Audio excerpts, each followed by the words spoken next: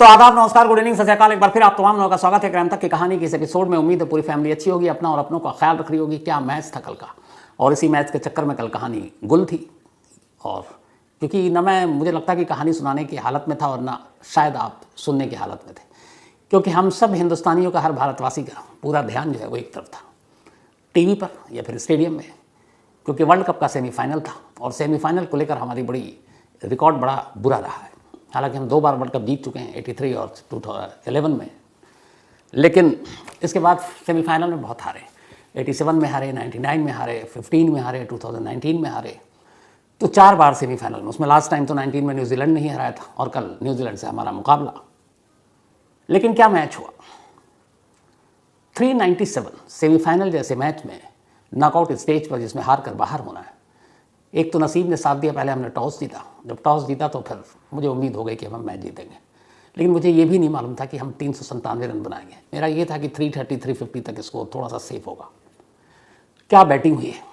और कल सचिन तेंदुलकर मैदान में और विराट कोहली पिच पर, और 50 सेंचुरी वनडे में बनाकर अपने आइडियल, अपने हीरो सचिन तेंदुलकर का रिकॉर्ड जो है, रिकॉर्ड उनके सामने ही तोड़ा।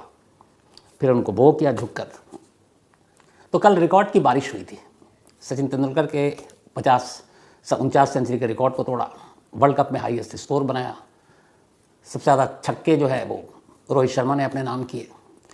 किसी एक वनडे में नॉकआउट स्टेज वर्ल्ड कप के मैच में 7 विकेट लेने वाले पहले बॉलर मोहम्मद शामी बन गए। श्रेयस अय्यर ने जिस तरीके से 62 गेंद पे धुआंधार सेंचुरी बनाकर पूरा मैच का टेम्पो बदला।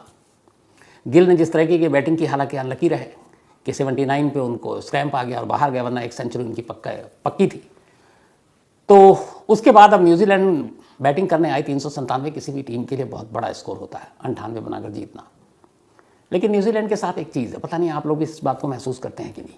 हम दुनिया में जितने लोगों से भी क्रिकेट खेलते हैं, न्यूजीलैंड इकलौती टीम है जो बहुत प्यारी और अपनी जैसी लगती है, अच्छी लगती है।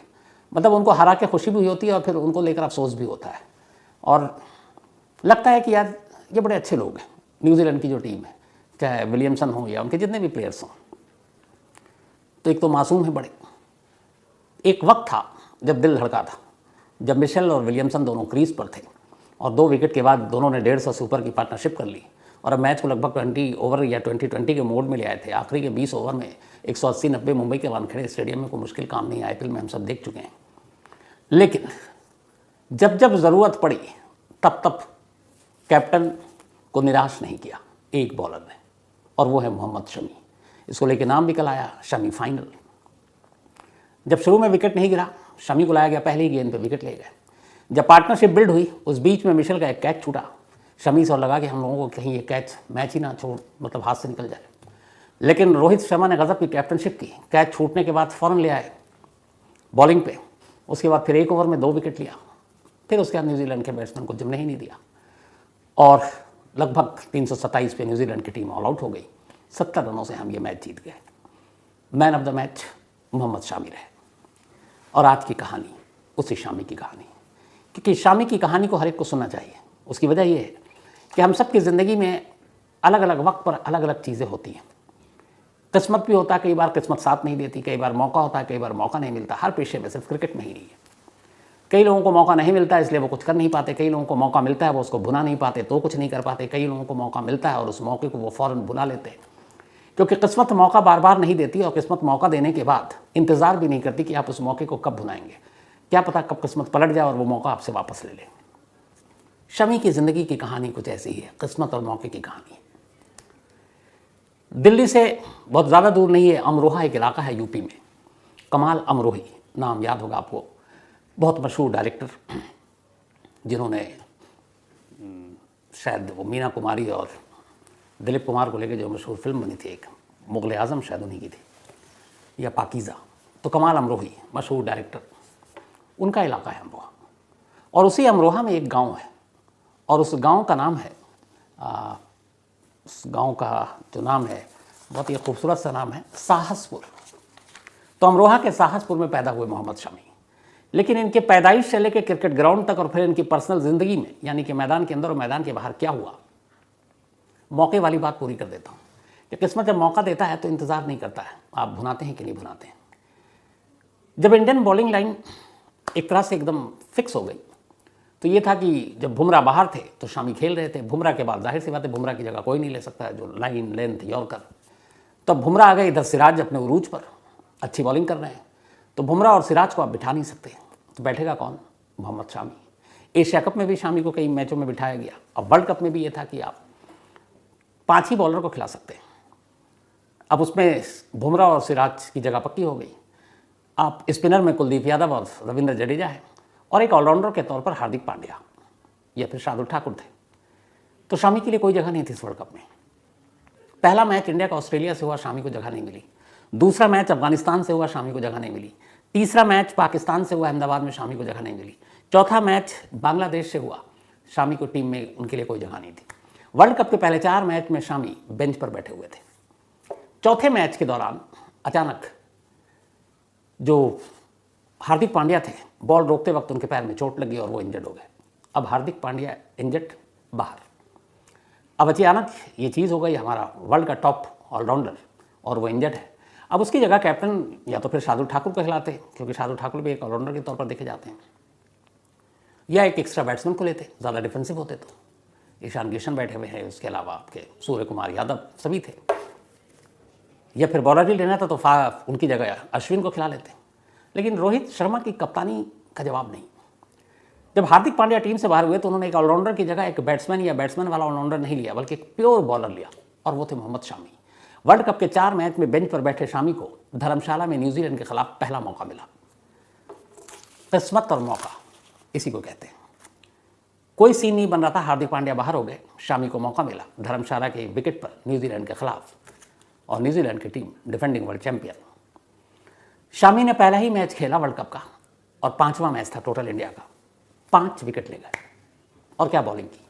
अब एक बॉलर 5 विकेट ले जाए तो उसमें यह था कि शामी को अभी आजमाया गया, न्यूजीलैंड के खिलाफ नहीं चले तो अगले मैच में शायद शार्दुल ठाकुर आ जाए, अश्विन आ जाए।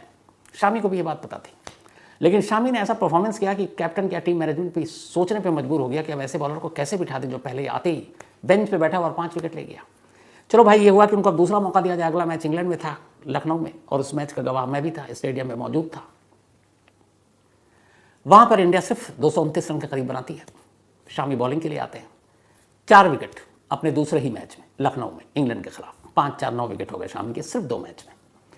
अब तीसरा मैच परफॉर्मेंस अच्छा चल रहा, श्रीलंका के खिलाफ था पुणे में। शामी को फिर बॉलिंग दी गई, श्रीलंका के खिलाफ 5 विकेट। फिर से पहले में 5, दूसरे में 4, फिर तीसरे में 5, 14 विकेट 3 मैच में। बिठाने का अब सवाल ही नहीं है, अब वो टीम के परमानेंट मेंबर बन गए। अब चौथा मैच आया उनके बाद नीदरलैंड के खिलाफ, 2 विकेट मिले, बल्कि नीदरलैंड के खिलाफ कोई विकेट नहीं मिला, क्योंकि नीदरलैंड तक हम एक तरह से पहुंच ही चुके थे सेमीफाइनल में। तो उसमें रोहित ने भी बॉलिंग की, विराट ने भी बॉलिंग की, सूर्य कुमार यादव ने भी बॉलिंग की, और अपने मेन बॉलर को रोहित शर्मा ने थोड़ा सा आराम दिया। तो पहला मैच था जिसमें शामी को विकेट नहीं मिला। अब उसके बाद नॉकआउट आ गया सेमीफाइनल मुंबई के वानखेड़े स्टेडियम में कल। 397 बड़ा स्कोर था, लेकिन जिस तरीके से विलियमसन और मिशेल ने फिर पार्टनरशिप बिल्डअप की, अब बल्कि शुरू में जब पहला ओवर शुरू हुआ तो यह था कि बॉल हिल रही है, 10 ओवर तक विकेट लो, वरना क्या पता ड्यू आ जाए। पहला ओवर और पहली ही गेंद कॉनवे, जो उनका मेन खतरनाक बैट्समैन, शामी ने विकेट ले लिया। उसके बाद उन्होंने दूसरा विकेट लिया, रचिन रविंद्रा को आउट किया। इसके बाद जब लग रहा था कि न्यूजीलैंड गेम में वापस आ रही है, उन्होंने एक एक कर 5 और विकेट लिए, और वर्ल्ड कप के पहले प्लेयर बन गए जिन्होंने वनडे में वर्ल्ड कप में 7 विकेट लिए, 50, 55 या 57 रन देकर। सिर्फ 6 मैच में 23 विकेट हो चुके हैं शामी के, जबकि मैच हुए अगर सेमीफाइनल को काउंट कर लीजिए तो 10। बाकी प्लेयर ने 4 मैच ज़्यादा खेले, लेकिन शामी इस वक्त हाईएस्ट विकेट टेकर है वर्ल्ड कप के 23 विकेट्स के साथ। एक आखिरी मैच बाकी है अहमदाबाद में, उसी अहमदाबाद में जहां पाकिस्तान से हुआ, शामी को मौका नहीं मिला। 19 नवंबर संडे का दिन शामी के लिए वो खास मौका होगा। फिर मैंने वही कहा, किस्मत और मौका। अब तक किस्मत ने जो मौका दिया उन्होंने दोनों हाथों से लपका है। अब सिर्फ एक मैच की बारी है। शामी ने वहां भी अपना जादू दिखा दिया, ये वर्ल्ड कप हमसे कोई नहीं छीन पाएगा। तो ये तो वर्ल्ड कप सेमीफाइनल की जीत शामी के परफॉर्मेंस ही बता दी। अभी शामी आया कहाँ से, यह है क्या भला, इसकी ज़िंदगी में इतने तूफान, इतने भूचाल क्यों? एक क्रिकेटर 3-3 बार मरने की क्यों सोच रहा था?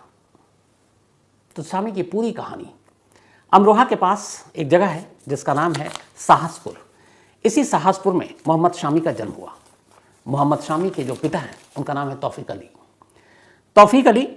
तौसीफ अली अपने ज़माने में एक बेहतरीन क्रिकेटर थे। बेहद तेज़ गेंदबाजी करते थे। कहते हैं कि लोग दूर दूर से लोकल मैच गांव में देखने के लिए आते थे, वो डंडे उड़ा देते थे। और ये कहा जाता कि अगर उनको सही गाइडेंस, सही कोचिंग, सही एकेडमी मिलती तो तौसीफ अली इंडिया खेल रहे होते। सपना भी उनका यही था, लेकिन घर की जिम्मेदारियों और मजबूरियों ने उनके सपने के रास्ते में रुकावट डाल दी।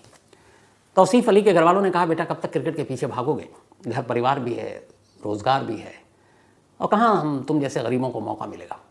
तौसीफ अली ने भी हिम्मत हार ली, बट दिल में मलाल था कि वो एक तेज़ गेंदबाज थे। उनके घर वालों ने शादी कर दी। शादी के बाद रही सही जो उम्मीदें थी, सपने थे क्रिकेटर बनने का, उसने दम तोड़ दिया। अब तौसीफ अली पूरी तरीके से घरेलू ज़िंदगी जीने लगे। शादी के बाद एक एक कर उन्हें 5 बच्चे पैदा हुए। उनमें सबसे छोटा मोहम्मद शामी, जो सपना खुद तौसीफ पूरा नहीं कर पाए थे, वो सपना अपने बच्चों में देखते थे। जब बच्चे पैदा हुए उनके बेटे, तो उन्होंने सभी को बचपन से ही बल्ला और बॉल थमा दिया हाथ में, और खुद ही प्रैक्टिस कराते। खेलने का शौक था, खुद खेलते, बच्चों के साथ खेलते, उन्हें प्रैक्टिस कराते, लेकिन इस एम के साथ कि इनमें से जो अच्छा बनेगा इसको क्रिकेटर बनाएंगे। इत्तेफाक से सबसे छोटा बेटा मोहम्मद शमी, उसके अंदर वो गुण था, वो उन्होंने बचपन में भांप लिया। वो खूब दौड़ता, खूब तेज़ गेंद डालने की कोशिश करता। वो अपने लेवल पर जितनी कोचिंग दे सकते थे कोचिंग दी। करते करते अब शामी 15 साल का हो गया। जब वो 15 साल का हुआ तो तौसीफ अली को बहुत ईमानदारी से लगा कि अब प्रोफेशनल क्रिकेट में इसको जाना है, तो मेरी मतलब जो ट्रेनिंग है वो किसी काम की नहीं है। मैं ऐसा कोच नहीं हूँ कि मैं इसको प्रोफेशनल क्रिकेटर बना सकता हूँ। प्रोफेशनल कोच के पास बहुत सारी चीज़ें होती हैं, इसके लिए इसको कहीं दूर जाना होगा। फिर उन्होंने फैसला किया कि अमरोहा से करीब 22 किलोमीटर दूर मुरादाबाद है, बर्तनों के लिए बड़ा मशहूर है मुरादाबाद।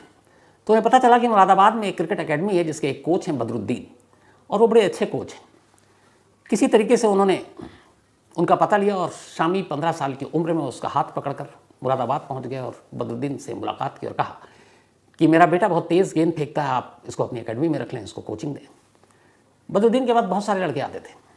उन्होंने देखा अभी कोई ट्रायल नहीं, कुछ नहीं। उन्होंने कहा देखो तुम आए हो 22 किलोमीटर दूर से आए, एक तो ये डेली कैसे आएगा, दूसरा मैं तभी इसको अपने पास रखूँगा जब मैं ये देखूँगा कि ये उस लेवल का बॉलर है कि नहीं, इसके अंदर कुछ काबिलियत है कि नहीं, या ऐसे ही नॉर्मल है। क्योंकि फिर ये तुम्हारा भी वक्त बर्बाद होगा, तुम्हारे बेटे का भी वक्त बर्बाद होगा, तुम्हारे पैसे भी बर्बाद होंगे और मेरा भी वक्त बर्बाद होगा।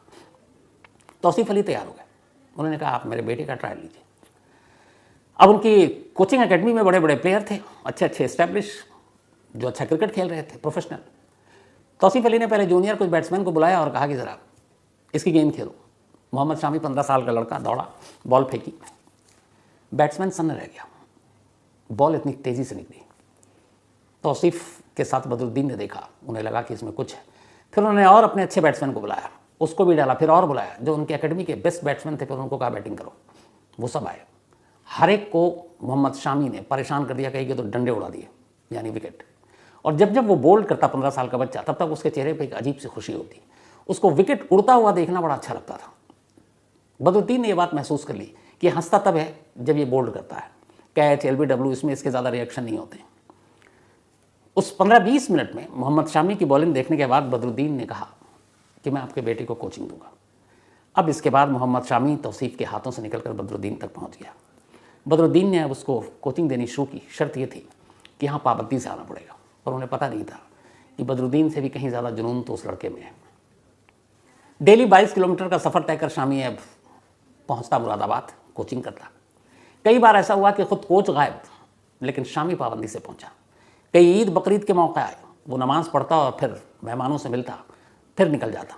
वो भी देख के हैरान कि छुट्टी का दिन, आज तो छुट्टी कर लो। उसने कहा नहीं। कहते हैं कि अपने पूरे जब तक वो ट्रेनिंग लिया उसने एक दिन की छुट्टी नहीं ली। इसे कहते हैं जुनून। इसके बाद कुछ लोकल मैच होते, बदरुद्दीन शामी को उतार देते, वो खेलता। मैच जब ख़त्म हो जाता तो बदरुद्दीन के पास जाता और कहता कि सर ये मैच जो हो चुका, ये पुरानी गेंद आप मुझे दे दीजिए। तो बदरुद्दीन ने कई बार उसे पुरानी गेंद दे दी कि शायद ये घर जाकर बच्चों के साथ खेलता होगा। बट जब वो बार बार मांगने लगा तो उन्होंने पूछा कि ये तुम पुरानी गेंद ले जाकर करते क्या हो। तब उसने कहा कि सर नई गेंद से तो आप मुझे पूरी ट्रेनिंग दे रहे हैं, मैं स्विंग और रिवर्स स्विंग करना चाहता हूँ। और कहते हैं, उसने कहा कि जो भी मैंने सुना कि स्विंग और रिवर्स स्विंग पुरानी गेंदों से ज़्यादा होता है, तो मैं इसलिए आपसे पुरानी गेंद ले जाकर फिर अपने घर जाता हूँ और अपने गाँव में उससे प्रैक्टिस करता हूँ। जब ये सुना तो बदरुद्दीन को बड़े इमोशनल हो गए। उन्होंने कहा चलो अब मैं तुम्हें सिखाऊंगा रिवर्स स्विंग और स्विंग। इसके बाद उन्होंने ये कला भी उसे सिखानी शुरू की। अब लगभग उनकी कोचिंग में वो तैयार हो चुका था। इसके बाद उन्होंने कहा कि अब तुम तैयार हो, अब यूपी ट्रायल का टाइम आया और उन्होंने कहा कि चलो यूपी में तुमको ट्रायल दिलाते हैं अंडर 19 के लिए बल्कि अंडर 17 ले गए। ट्रायल हुआ। ट्रायल के दौरान तमाम सिलेक्टर थे वहाँ पर अंडर 19 के लिए। मोहम्मद शामी का भी ट्रायल हुआ और उस ट्रायल के दौरान उसने बहुत सारे डंडे उखाड़ डाले, बहुत स्पीड में गेंदबाजी की। लेकिन सिलेक्टर आए और उन्होंने कहा कि बहुत अच्छा लड़का है, अगले साल ट्राई करना, अगले साल इसको लेकर आना, पक्का ये यूपी अंडर 19 से खेलेगा। बदरुद्दीन समझ गए क्योंकि इससे पहले भी उनके साथ, उनके बच्चों के साथ कई बार ऐसा हो चुका था। क्रिकेट में पॉलिटिक्स बहुत बड़ा एक जख्म नासूर की तरह है। बहुत सारे ऐसे बच्चे जिनके माँ बाप बहुत ज़्यादा हैसियत वाले होते हैं, जिनकी पहुँच होती है, पैसे होते हैं, सिलेक्टर्स की जेबें भर देते हैं, उनकी हवस पूरी कर देते हैं और उस चक्कर में टैलेंटेड बच्चे पीछे रह जाते हैं। मोहम्मद शामी के साथ यही हुआ। अंडर 19 में ये कहकर रखने से, उसको सिलेक्ट करने से मना कर दिया कि इस वक्त फास्ट बॉलर है हमारे पास, नेक्स्ट ईयर लेकर आना। बदरुद्दीन मायूस लौटे। उन्होंने तौसीफ़ अली को मायूसी नहीं थी, उन्होंने कहा भी 19 साल अगले साल अंडर 19 में ट्रायल हो जाएगा, क्योंकि उम्र उसके साथ थी। लेकिन बदरुद्दीन गहरी सोच में थे। उन्होंने कहा नहीं, अगर आप अगले साल 1 साल फिर मैं इसको ट्रेनिंग दूँ और 1 साल फिर ट्राई करूँ और अगले साल फिर इसको सिलेक्शन के लिए जाऊँगा, इस बात की कोई गारंटी नहीं है कि सिलेक्टर ये कहेगा कि अगले साल आना। उन्होंने कहा उस चक्कर में इस बच्चे की बेशकीमती जो ये साल है ये बर्बाद हो रहा है। तो उन्होंने पूछा फिर क्या उपाय है? तो उन्होंने कहा एक उपाय है, पता नहीं तुम इसको बर्दाश्त कर पाओगे या इसको कैसे कर पाओगे, तुम जानो। बदरुद्दीन ने तौसीफ़ अली से कहा कि आप अपने बेटे शामी को कोलकाता ले जाओ। कोलकाता में बहुत सारे प्रोफेशनल क्लब हैं और उन क्लब में अगर ये खेलेगा तो फिर पक्का है कि अंडर 19, अंडर 22 में इसका सिलेक्शन हो जाएगा, क्योंकि इसमें काबिलियत बहुत है और एक बार इसको अगर अच्छा क्लब मिल गया ये पीछे मुड़कर नहीं देखेगा। तौसीफ़ उनकी बातों से सहमत थे। उन्हें लगा कि ये वही घूम फिर कर साइकिल आ गई। ये वो खुद एक तेज़ बॉलर थे और उन्हें अच्छी प्रोफेशनल क्रिकेट खेलने का मौका नहीं मिला। आज इतने सालों बाद उनके बेटे की शक्ल में वही चुनौती उनके सामने आ गई। अब वो क्या करें? घर में और भी 4 बच्चे हैं, बीवी है, खर्चा है। उन्होंने कहा जो होगा होगा, मैं इससे अपना सपना पूरा करूँगा। तौसीफ़ अली तैयार हो गए। उन्होंने शामी को कोलकाता भेजने का फ़ैसला किया। वो कोलकाता ले गए और उसके बाद वहाँ एक दूर के जानने वाले थे। शामी वहाँ गया, उसने एक छोटा मोटा क्लब ज्वाइन किया। रहने के लिए कोई जगह नहीं थी। पिता उससे, उसके वालिद कहते थे कि जो भी पैसा वैसा होगा मांग लेना, पर उसे घर की भी हालत मालूम थी। कहते हैं वहाँ जाने के कुछ दिन के बाद उसने अपने पिता से, अपने वालिद से पैसे मंगाने बंद कर दिए। उसे लगा कि उसे मालूम था कि उसके फादर उसके लिए कितनी जद्दोजहद कर रहे हैं। घर में और भी भाई है, उनका भी खर्चा है, स्कूल है, कपड़े हैं, फीस है, दवा है। उसने अपने घर वालों से पैसे लेने बंद कर दिए। बताया कि मैं ठीक हूँ। वो कभी रेलवे स्टेशन पर सो जाता, कभी बस अड्डे पर सो जाता और बस क्रिकेट खेलता।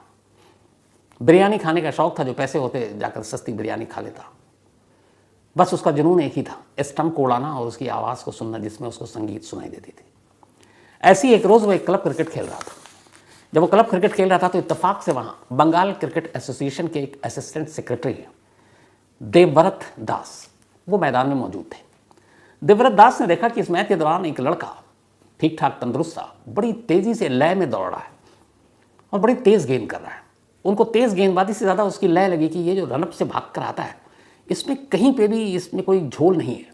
वो एकदम ऐसा लगता है कि बस लय के साथ कोई दौड़ा हो और फिर क्या स्पीड में गेंद फेंक रहा और कई विकेटें उखाड़ रहा है। उनको वो बहुत अच्छा लगा। मैच खत्म होने के बाद वो उसके पास गए। उन्होंने पूछा तुम्हारा नाम क्या? उसने कहा मोहम्मद शमी। बताया आप रोहा से आए? बोला यहाँ कहाँ रुके हो? वो थोड़ा शर्माया, झिझका, बताया कि कोई जगह नहीं है।